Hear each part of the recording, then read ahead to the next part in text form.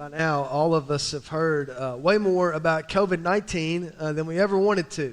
But in recent weeks, researchers have started talking about the ongoing threat of what they're calling COVID-15.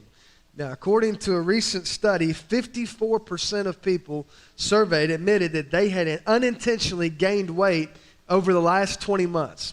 Initially, it was called the quarantine 15, but as they dug into the information, they discovered that it's actually worse than that, with the average weight gain being somewhere around 29 pounds. Now, don't raise your hand on this, but what was interesting to me as I was reading this is that I interviewed these people. All of them claimed to have no idea that they were gaining weight and no idea of how much weight they had actually gained. For most of them, it was so slow that it was almost imperceptible. A pound here, a couple pounds over here, another pound here, until one day they woke up and they couldn't fit in their clothes anymore. I was thinking about that. It occurred to me that's a pretty good picture of how stress and anxiety can weigh a person down. Not just physically, but emotionally and spiritually. At first, it's almost imperceptible. But then over time, it just continues to add up until it starts to cause you some real problems. One way to think about it is that a lot of us are carrying around some sort of a backpack. It's invisible to the people around us, but you can feel it. And in your backpack, you put all of the stuff that you carry with you that you don't want anybody else to see. You feel like you have to carry it with you, but you don't want the people around you to see it, so you stuff it down deep in your backpack and you carry it with you everywhere that you go. When you go to work, it's there. When you come home at night, at the end of a long day, it's right there with you. And I don't know what all might be in your backpack. I know some of the things that are in mine, but I don't know what's in yours. But I made a list of some things that are in a lot of our backpacks. And they're not there because we chose them. It's just the time that we live in. I thought I'd just sort of go through the list a little bit. So first off, you've got COVID-19. All the debates, all the misinformation, all the disagreements, all of the numbers, and day after day, we're just infiltrated with this stuff. And so we take it with us everywhere we go. We walk into a crowded room, and we're surveying the landscape. We come home, we're worried about who we've been exposed to, and we carry that with us everywhere we go. How about this one? Anybody got any family drama? There's somebody not speaking to somebody else. There's somebody doesn't want to be in the same room as another person. And we take that with us, and it becomes a part of who we are. We carry it with us everywhere we go. There's the job stress. Do I have a job? Do I like my job? If I lose my job, can I find another job? And all of that sort of just weighs us down day by day. And we put it down in there. We hope that nobody sees it, but we know it's there.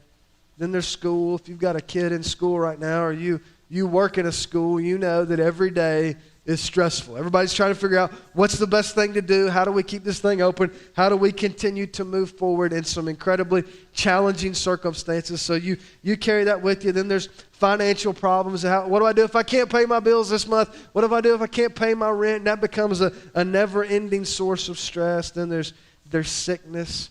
By now, all of us know somebody that's been sick, or maybe we've been sick, or maybe you're the caregiver for somebody that is sick. And every day you try your best, but it's exhausting, and you always wonder, am I doing enough? And it just keeps going like that. For some of you, it's grief. There's somebody that you deeply love that you've lost, and some days you think you're doing okay, but then other days it sort of punches you in the gut, and you're not sure if you can take another day without them. There's grief, and then there's uncertainty. You look at where we are, you look at what's happened over the last few months, and nobody could have predicted what we've gone through, and nobody can predict the future. And you've got personal uncertainty, we've got global uncertainty. You watch the news, it's just more and more bad news, and so you take that with you. And then lastly, there's political dysfunction. I don't know if anybody's noticed this or not. But if you watch the news, man, all the back and forth, everybody's blaming everybody else. People are fighting. And I'll be honest with you, I know people, and you do too, that are ruining relationships with people they love because of disagreements over people that will never know their name. Just make sure you understand. That's what we're doing. And we take this with us, and we put it in our backpack, and we carry it with us. So we take it to work, and we get there, and we don't feel like doing anything because we're we're so weighed down. We bring it home with us, and we don't feel like going anywhere and doing anything because we know we have to take it with us. We find ourselves snapping over the smallest annoyances, all because we feel so weighed down.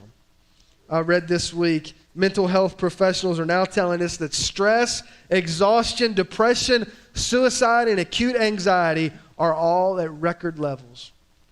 One of the things I discovered as I was preparing for this message, I want you to listen to this. According to researchers, the average high school student today has the same level of anxiety as the average psychiatric patient in the 1950s. Let that sink in. At the same time, Generation Z, or those born between 1997 and 2012, are now identified as being the most anxious generation in history. That means it's a problem that's not going away. And whether you're 25, 45, 85, all of us are dealing with this at different levels. And if the researchers are right, all of us are dealing with this at a level that's unknown to us previously. The struggle is harder now than it's ever been.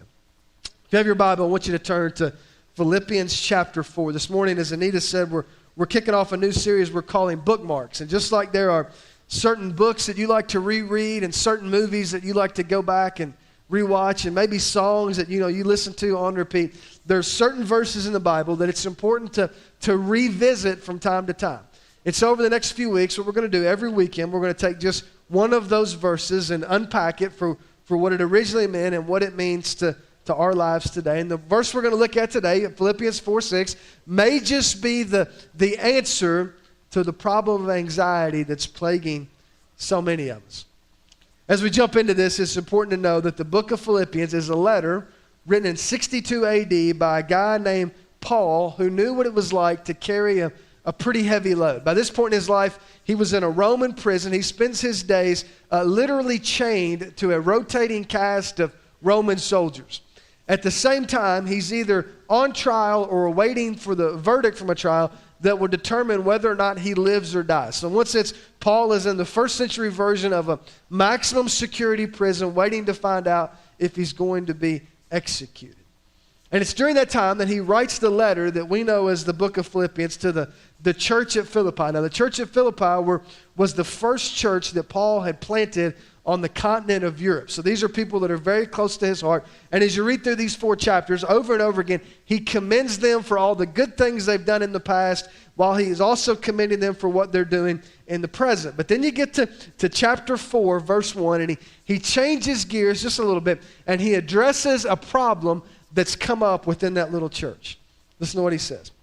Verse 1, therefore, my brothers and sisters, you whom I love and long for, my joy and crown, stand firm in the Lord in this way, dear friends. I plead with Euodia and I plead with Syntyche to be of the same mind in the Lord. Yes, and I ask you, my true companion, help these women since they have contended at my side in the cause of the gospel, along with Clement, and the rest of my co-workers whose names are in the book of life. Josh Howerton is a guy who grew up in Kentucky, and he now preaches in Dallas. He's got this great quote. He says, in their futile search for a perfect church, a lot of people never get to pause and enjoy a good one. And one of the things you discover as you read through the book of Philippians is the church was a really good church, but it was not a perfect church. And the reason it wasn't perfect is because there were people involved. And anytime you've got people involved, there's going to be deep imperfections and inevitably be problems. In this case, the problem is some sort of disagreement that's developed between 2 prominent women in the church, Euodia and Syntyche. Now, we don't know what the disagreement was about. Paul never tells us, but I think you can put the pieces together. My guess is that Euodia probably posted something on Facebook that Syntyche didn't agree with. And rather than just sort of letting it go, she decided to comment. And then some other people jumped in and they started to comment, and Euodia saw Syntyche's comment and she decided to go back at her, and then you've got this whole big thing. I mean, that's not in the Bible, but I'm pretty sure that's what happened. Or maybe Yodia didn't like one of Syntyche's Instagram posts that she thought she should have liked. Or maybe they were having a conversation after worship service and they discovered that they voted for different people in the last election. They have a disagreement about whether or not you should wear masks and whether or not the kids should be in school or should they be virtual. I mean, it goes on and on. And I don't know in particular what the disagreement was about, but I do know that Paul's answer for whatever it was that was dividing them is for them. Catch this. Here's his answer. Hey, you need to get over it. Get over it and focus on what really matters. That's Paul's answer. Then in verse 4, he shifts gears just a little bit and he talks about this problem that he was intimately familiar with. Here's what he says. Rejoice in the Lord always. I'll say it again, rejoice. Let your gentleness be evident to all. The Lord is near. Do not be anxious about anything, but in every situation by prayer and petition with thanksgiving present your requests to God. And the peace of God, which transcends all understanding, will guard your hearts and your minds in Christ Jesus. The key verse, the one I want you to bookmark, is verse 6. Do not be anxious about anything, but in every situation, by prayer and petition, with thanksgiving, present your requests to God. You ever had somebody say something to you that rubbed you the wrong way? Maybe in the moment it was technically true, but it wasn't all that helpful. So, for example, you lose your job and some well-meaning friend says, hey, don't worry about it. You'll find another one. Or somebody breaks your heart and some well-meaning friend says, hey, I never really liked him anyway. I never liked her. There's plenty of fish in the sea. Or you have a financial setback and somebody says, hey, it's only money. Don't worry about it. And you think, well, that may be technically true, but it's not all that helpful in the moment. Or maybe you're facing some uncertain future. You've got some huge challenge that you're staring down and somebody comes up to you, it's like me, and says, hey, do not be anxious about anything. You say, well, I didn't choose to be anxious. It's not like this is something I want to do. It's just you don't know what I'm going through. What Paul is talking about here is not the normal stress of everyday life. To be anxious means to be troubled or to be excessively worried about something. In Greek, that phrase, do not be anxious about anything, is written in what's called the present active tense, meaning that what Paul is describing is it's not a temporary reaction to a negative circumstance. Instead, he's talking about the kind of day-to-day, week by week, month by month, this perpetual state of anxiety that so many of us find ourselves living in. What he's talking about is continuing to carry the weight of every negative circumstance in your life with you everywhere you go. What Paul's describing here is why some of us are so tired. What Paul's describing here is why even though you're exhausted, you have a hard time sleeping at night. Nothing you like more than to sleep through the night, but you find yourself tossing and turning, scrolling through your phone, watching TV. It's why at random moments during the day, you can feel your heart rate increase, your breathing becomes shallower, your muscles tighten, and your hands start to tremble. It's why you sometimes have trouble concentrating. It's why you catch yourself blowing up at the people closest to you over just the most insignificant of annoyances. It's also why things that used to seem so simple all of a sudden feel so hard. So how do you get past that? As you look at what Paul wrote, you'll see that he gives us a promise for how this battle can be won. But before you get to experience the promise, you first have to go through this process. The process always precedes the promise. So if you're keeping track in your bulletin or on the app, there are 4 parts to this process. So here's the first. When you want to battle against anxiety, you've got to make it a habit to worship publicly. Check out verse 4 again. Rejoice in the Lord always. I'll say it again, rejoice. Now, general rule of thumb, anytime something gets repeated in the Bible, it's important. And anytime something gets repeated twice in the same verse, it's really important. And that's what Paul does here. He says, hey, rejoice. And just in case you hear me the first time, I'm going to say it again. I want you to rejoice. Now, to rejoice means to celebrate something. When your favorite team wins a big game, you celebrate that victory. One of your kids does something incredible. You celebrate with them in that accomplishment. And to celebrate celebrate in the Lord means that you're celebrating who God is and what God has done. So how do you do that? Primarily you do it through public worship. In this month's FCC newsletter, I referenced a study conducted by researchers at Vanderbilt University. They charted the health information of 5,000 people, and then they tracked their church attendance over a period of years. Here was their conclusion. They said, people who attend worship services consistently reduce their mortality risk by up to 55%. If you want to cut your chances of dying in half, best thing you can do is go to church.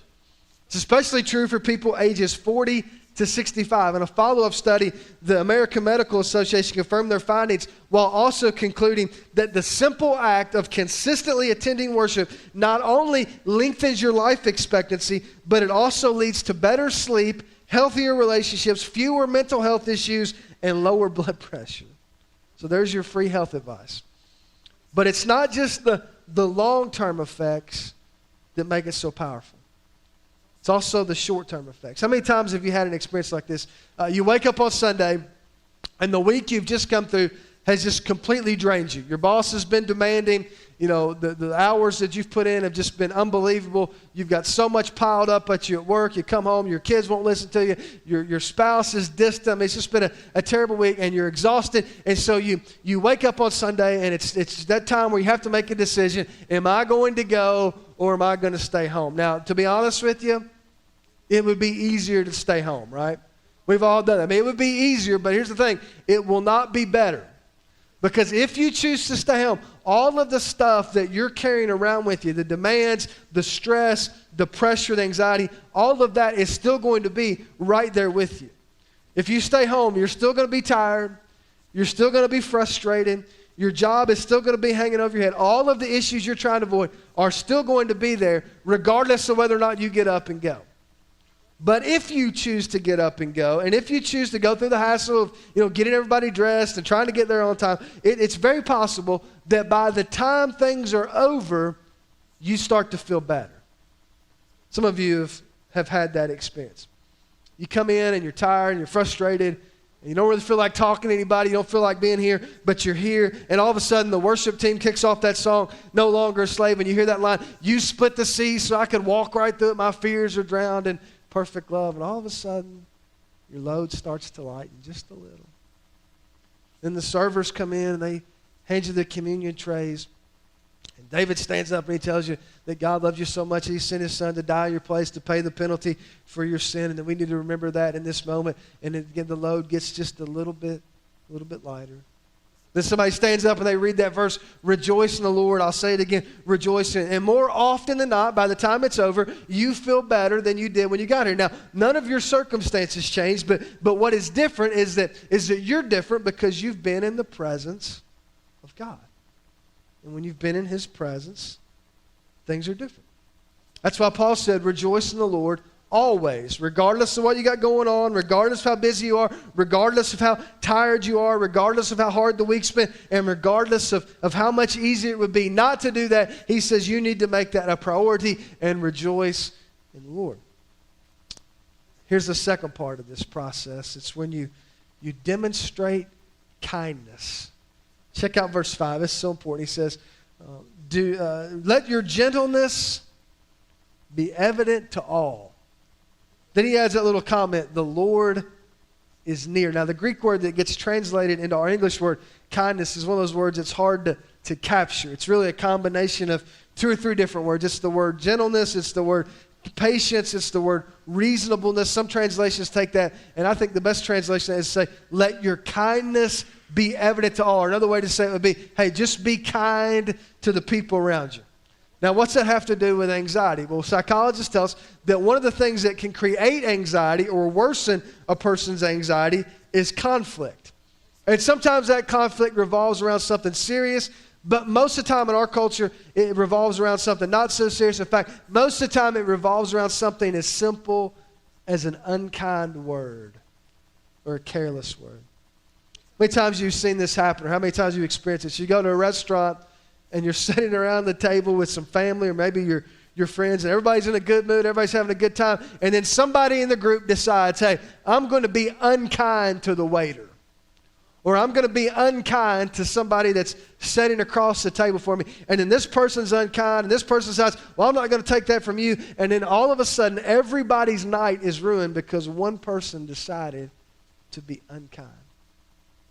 Being unkind is contagious.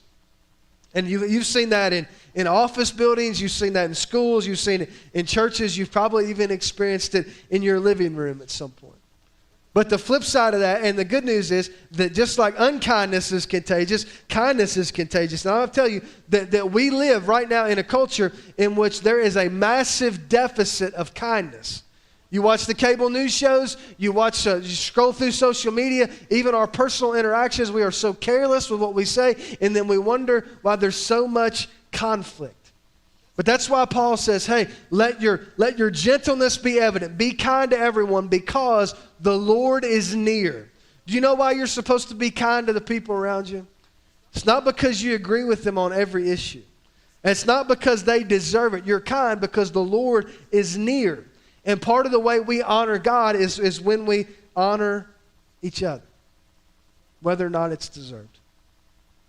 Here's the third part of this process of battling anxiety. You have to pray continually.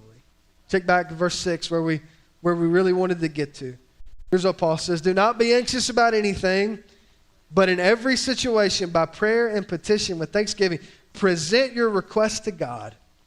And the peace of God, which transcends all understanding, will guard your hearts and your minds in Christ Jesus. Luke 10, there's this incredible story about these two sisters, Mary and Martha, and they're friends with Jesus. And Jesus is traveling through the area, and he decides to stop and pay them a visit. And when he arrives at their house, you see these two sisters relate to him in dramatically different ways.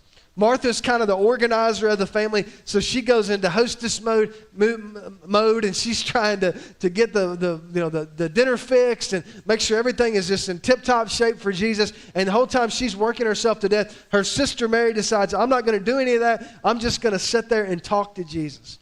And Martha's over here working, and Mary's over here talking, and Martha sees this, and she thinks of all the stuff she's got to get done to provide this perfect meal for Jesus and be the perfect hostess, and her anxiety just continues to build until finally she blows, and she goes to Jesus, and she says, Jesus, don't you care that I'm doing all the work, and nobody's helping me, and she's just sitting here talking to you. You should tell her to help me. And you remember what Jesus said?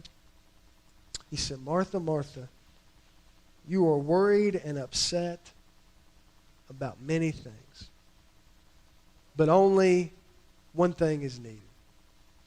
And he says that Mary chose the right thing when she chose to sit and talk with him.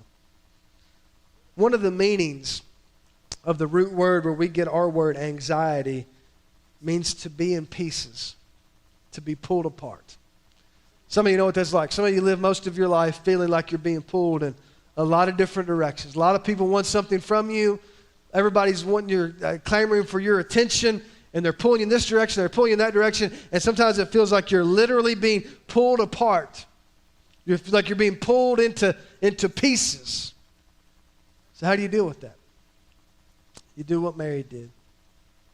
You spend time with Jesus. And as you do that, you discover that your load starts to lighten.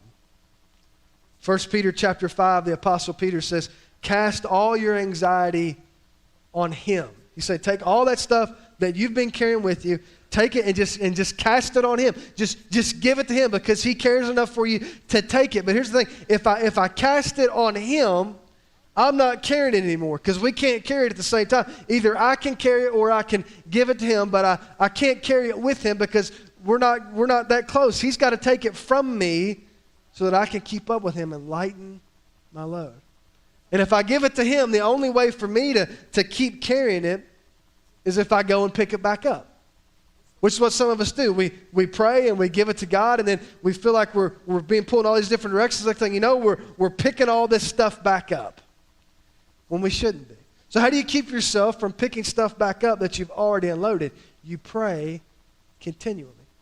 Every time you feel that anxiety start to rise, every time you feel that weight begin to bear down on you, you pray and you give it to him in a fresh way. And then you leave it with him. Now, there's one more thing. It's a part of this process. It may be the most important. You have to guard your thinking. Check out verse 8. Here's what Paul says. Finally, brothers and sisters, whatever's true, whatever's noble, whatever's right, whatever's pure, whatever's lovely, whatever is admirable, if anything is excellent or praiseworthy, think about such things. Whatever you have learned or received or heard from me or seen in me, put into practice, and the God of peace will be with you. And that phrase, think about such things, could be translated as dwell on these things. To dwell on something means that you live in that place. Your dwelling is where you live. Now, when you dwell on something, it's not just a passing thought, right? It doesn't just come in and go out quickly. When you dwell on something, you keep turning it over in your mind. You think about it from every angle. You start to examine it from every direction. And even when you think you've put it down, you go back to it because you're dwelling on it. That's where you live. You live where you dwell. So if you're dwelling on something, it's living in your mind. Now, here's why that's dangerous. Neurologists have proven that when thoughts enter our minds, they're held on what are called these protein branches. Now, if you can somehow watch an MRI of a person as they think about something, you could see this happening in real time. These protein branches develop behind our thoughts. They hold our thoughts. And if you continue to think about something, it starts to build a chain of these branches. They're called associative links. And eventually those links develop into what are called neural pathways. And as you continue to think about the same thing, those pathways become more and more developed and defined. And eventually those neural pathways become so deep that they become our habits. And then if we're not careful, those habits can become addictions. Now here's why that's scary. Do you know who else knows that? The people who create all of the content that we consume day after day.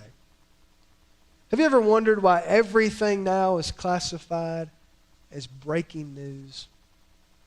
Might be something you heard about 3 days ago, but now it's breaking news.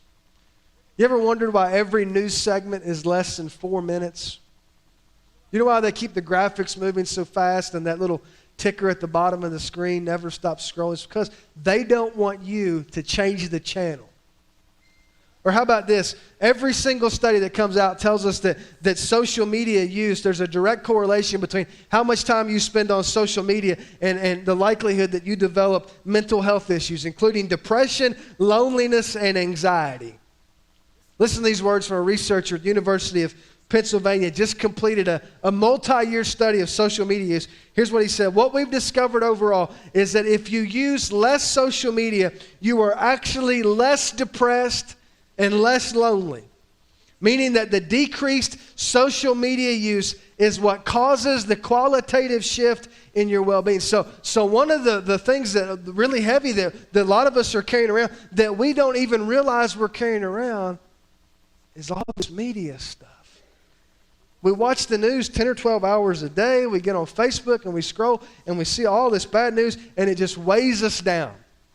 To borrow Paul's words, just imagine if you had to answer the question, how much of what you see on the news and how much of what you see on your social media feed would qualify as being true, noble, right, pure, lovely, admirable, excellent, or praiseworthy? My guess is probably not much. And yet we just continue to feed ourselves all this craziness. And then we wonder why we're so exhausted. We wonder why we're so on edge. Think about how different your life would be if instead of allowing an advertiser or an algorithm to decide what it is you consume in your media habits, that you just made a decision. I'm going to guard what I think about. I'm going to make the decision as to what I'm exposed to and what I allow in my mind. How much better you think your life would be? How much lighter would you feel? I told you earlier there's a promise that goes with this process. You go through the process and the promise is that at the end of it you'll have peace. Paul calls it a peace that transcends all understanding. It's the kind of peace that defies explanation. It's not dependent on the difficulty of my circumstances. It doesn't fluctuate like the stock market. It isn't dependent on what's happening around me or on my social media feed. It's this constant, steady sense that God is with me. And when I have this sense that the Lord is near, then it doesn't matter what's happening around me, because wherever I am and whatever I'm doing, I have this promise that God is with me. And if God is with me, that changes everything. If I don't miss my guess, some of you here are carrying some pretty heavy stuff in your backpack. And nobody around you may know it's there. The people sitting next to you may not know it's there. But you feel the weight of it every day. Every step, every thought, every breath. You can feel the weight of whatever it is that you're carrying bearing down on you. And what I want to encourage you to do today, and maybe for some of you it'll be a process, is to start unloading some of this stuff. Your load can get lighter. But for that to happen, you have to be willing to let some of this stuff go. So as I said, I don't know what all's in your backpack, but I know what's in mine. For one thing, there's media stuff. Some of you need to turn the news off. You need to spend less time on social media. You'll start to feel better. For some of you, it's grief. And I wish I could solve that. But the Bible says there's one that sticks closer than a brother. And even when the people you love are gone, you have somebody that's promised to always be there for you. You have the opportunity to look forward to be reunited with that person that you've lost. Job stress. Maybe you have a job. Maybe you don't have a job. Maybe it's time to change jobs. I don't know what it is for you, but I know that can weigh you down if you let it. But it's not worth ruining your life over a job. Uncertainty. We're all uncertain. Nobody could have predicted what we've gone through the last few months. Nobody can predict what's going to happen over the next few months. You just have to learn to let that go because you can't control it. Family drama. This may be the most painful of all. What do you do when people in your family are at odds with each other or with you? You do the best you can. You continue to love people in spite of their faults, and you do the best you can. And you do your best to represent Jesus. Sickness, try to take care of yourself, but you don't live in fear. You continue to trust Him. You continue to trust the one that created you to take care of you. And when you do that, all things are different. School, you can't control that. You do your best, you encourage your kids to do your best, but at the end of the day, that's all you can do is your best, and you just deal with whatever comes. Financial problems, you make a budget, you try to be wise in your spending, but God owns the cattle on 1,000 hills, and if you need help, He can help you if you'll trust Him and just do what you're supposed to do. We got all this stuff that just continues to bear down on us. COVID-19, man, I wish I could solve that one. But I can't. And you can't either. But I'll tell you what I'm not going to do. I'm not going to allow all of the stuff that goes along with that to control how I feel on a day-to-day basis. I'm not going to live in fear. I'm not going to be reckless, but I'm not going to argue with people over stuff that neither one of us know what we're talking about. I'm just going to do the best I can with what we've been dealt. One more, political dysfunction. Boy, I wish I could solve that one. But I can't. You can't either. So here's what I'm going to do. I'm going to pray for my country. I'm going to pray for my community. I'm going to try to be the best citizen that I can be. But you know what I'm not going to do? I am not going to ruin relationships with people that I love over disagreements about people that don't know me and will never know me. And you shouldn't either. And I don't know what else you got in your backpack. I mean, you could go through it. I'm sure you know. But I just want to encourage you. It can get better than all of that. It can be different. But you have to cast it on Him. You have to give it to Him. And as you give it to Him, you refuse to pick it back up. And you just let Him keep it. I want you to stand with me. We're going to have just a brief invitation. And we had a couple move their membership first service. If you're here and you'd like to join the family here at FCC, or maybe you're here, you want to pray with somebody, maybe you need some help navigating some of these issues, we'd love to help. You just come and hang out on these front rows, and Dave and I will be here.